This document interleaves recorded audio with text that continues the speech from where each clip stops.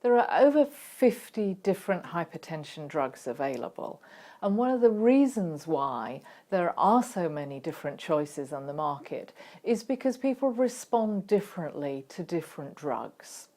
And in a way that's not too surprising. We measure hypertension in a very simple way. We just look at the systolic and diastolic blood pressure. But there are many different reasons underlying patients' raised blood pressure, and each of those might need a different drug to treat it properly. And we also know that people respond differently to drugs by age and by ethnicity. And when you put all that different information together, it makes it quite challenging to treat a patient with hypertension. Currently, doctors use an informed guessing game as to which drug they need to start with. And they can make the choice of that drug based on some very simple information like a patient's age or a patient's ethnicity. But that's clearly not enough. Many patients have to go on and try several different drugs.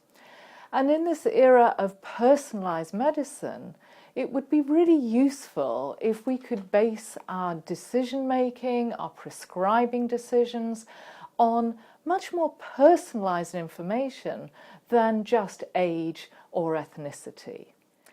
We know that hypertension drugs work differently in people of different ethnicity. So for example, patients of Black or African ethnicity tend to respond better to diuretics. But that classification of ethnicity is a very simple one. It just puts people into boxes, or Black or white ethnicity, just like ticking the boxes on our census forms, for example. And that's a very poor way to capture a very rich phenotype like what people's ethnicity is.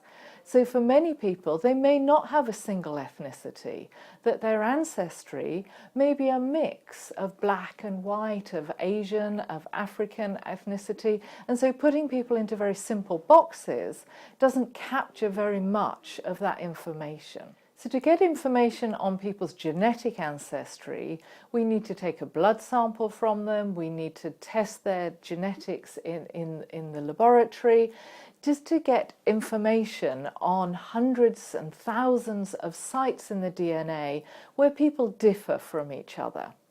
And we use that information on patients with hypertension, and we compare that between patients and with other data sets that we have externally, and we can then calculate, using very detailed mathematical models, what proportion of a person's ancestry comes from different ethnic groups. So we would then be able to say that a patient has, say, 53% Black African ancestry and 47% white European ancestry.